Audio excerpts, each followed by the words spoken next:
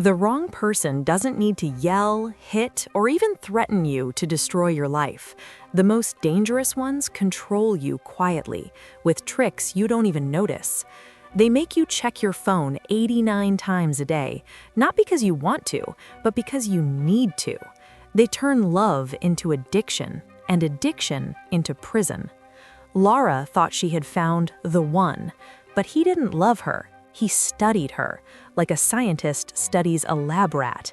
Every compliment was calculated, every silence was a test, every loving gesture was a trap. And she wasn't the only one. He had a script, and she was just another victim. This is the real story of how 7 psychological tricks turn a normal person into an addict, how they make you forget who you were, and why you might be living this right now without knowing it. Because the most dangerous manipulation is the one that feels like love. Lara was 28 when she met Daniel on a dating app. She was tired of superficial men. Daniel was different.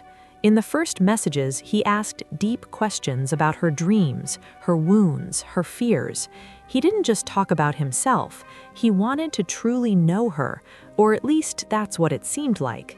When they met in person, Daniel brought her favorite book as a gift.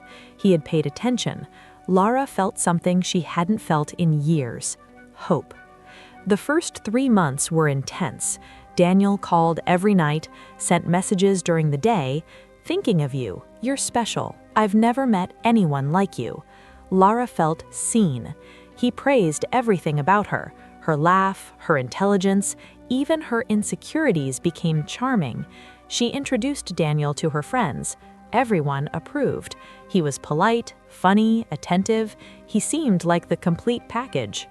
But Daniel was doing something Lara didn't notice. He was collecting information. Every time she shared a vulnerability, he stored it mentally. When Lara told him she feared abandonment because her father left when she was a child, Daniel held her hand and said, "I will never leave you." When she mentioned feeling insecure about her body, he responded, "You're perfect just the way you are. Other people don't see it, but I do." He was creating emotional dependency. Lara started believing only Daniel truly understood her, only he saw her value. She didn't know it, but she was being prepared. Daniel used a technique called love bombing, a bombardment of affection, excessive attention, constant compliments, promises of future. This wasn't love, it was strategy. Within 6 months, Lara couldn't imagine life without him.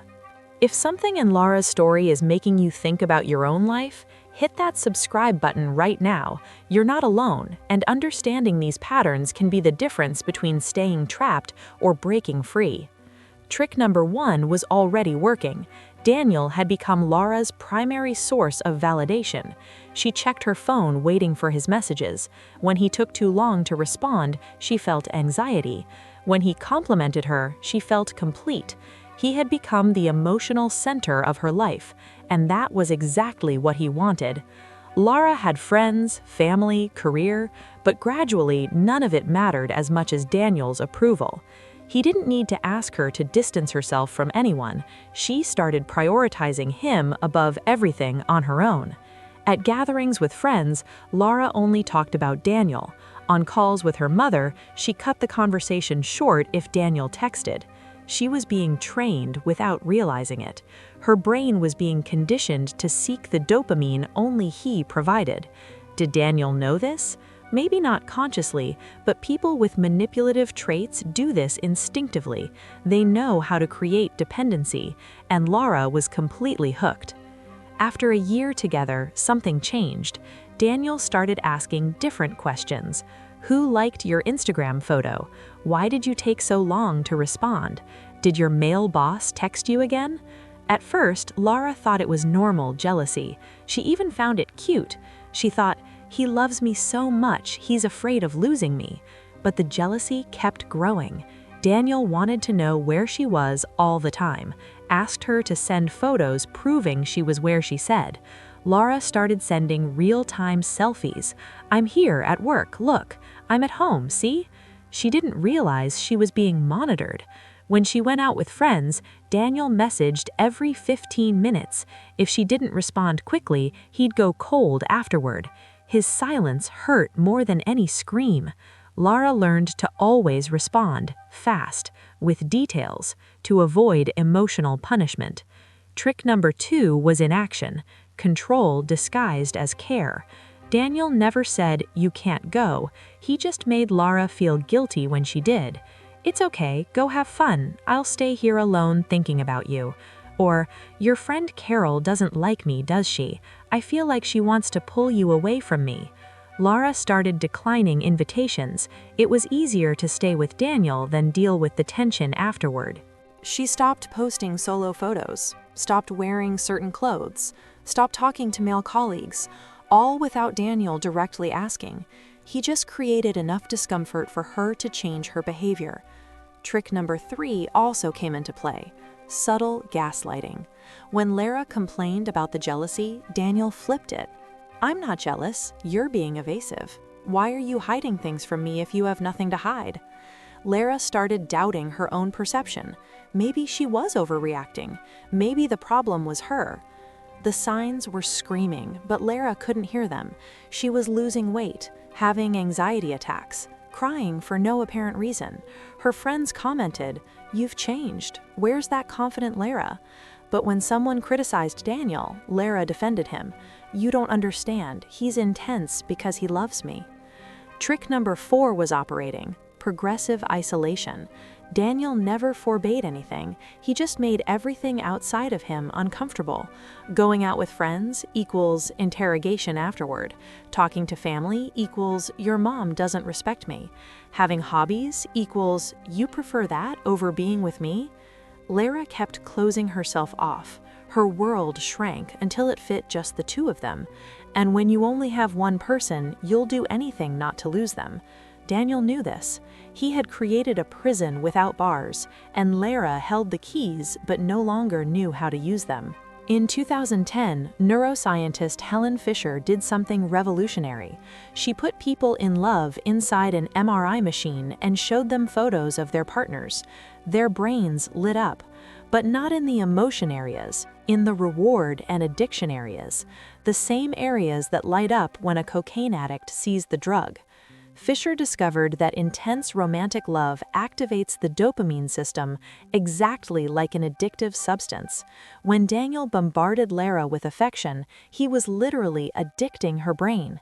Each loving message was a dose, each compliment was a dopamine hit, and like any addiction, Lara needed more. She checked her phone compulsively, waited for the next validation. Her brain had been hijacked. Fisher called this addictive love and explained why it's so hard to leave. Your brain treats the person like a drug you need to survive. A 2017 study from the University of Amsterdam analyzed 500 women in toxic relationships. Researchers discovered a devastating pattern: intermittent reinforcement. When the reward is unpredictable, the addiction is stronger. If Daniel was bad all the time, Lara would leave. If he was good all the time, she'd get used to it. But Daniel alternated: 3 days of coldness, then 1 day of intense affection, a week of criticism, then a perfect weekend.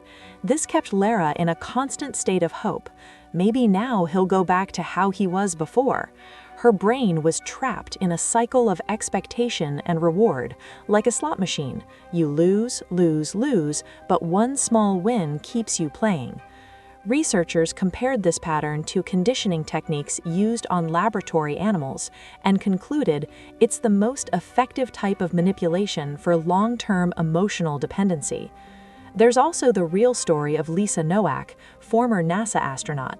In 2007, she drove 900 miles non-stop, wearing diapers to not waste time, to confront her love rival, a brilliant woman with a PhD, trained to go to space, and she collapsed because of an obsessive relationship.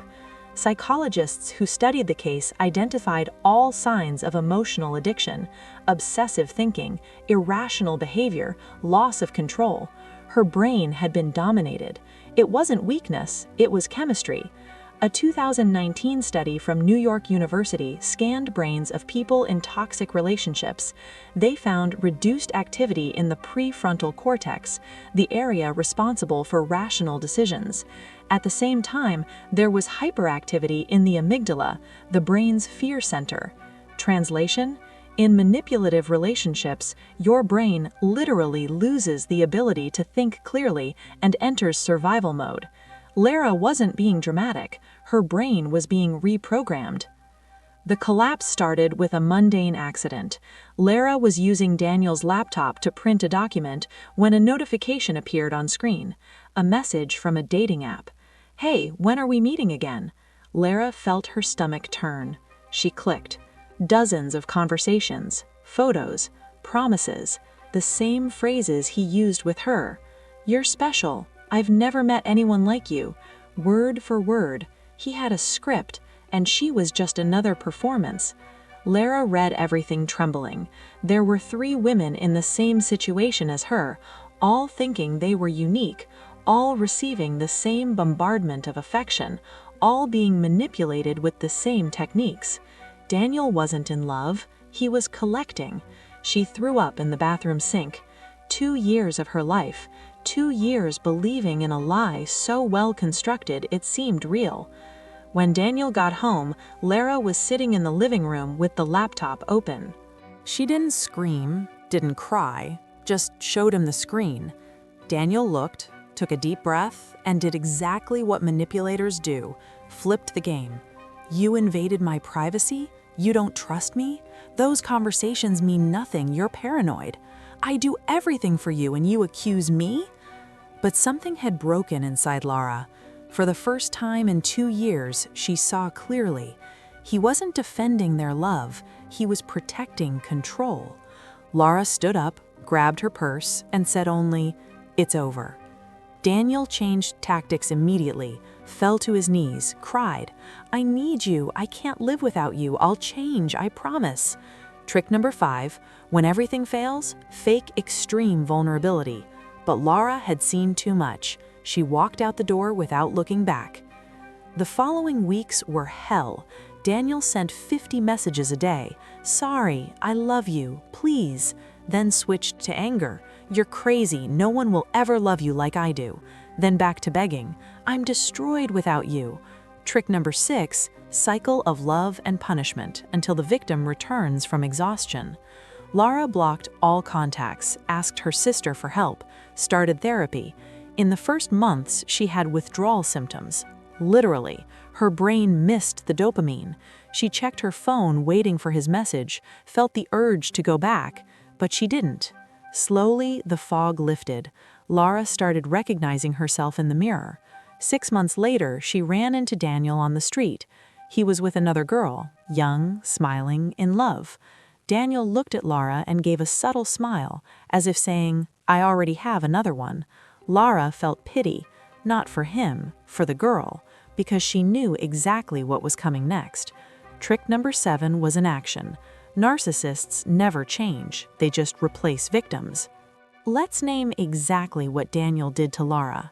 These are the 7 psychological tricks that turn love into addiction. Trick number 1, love bombing. Bombardment of affection at the beginning to create rapid dependency.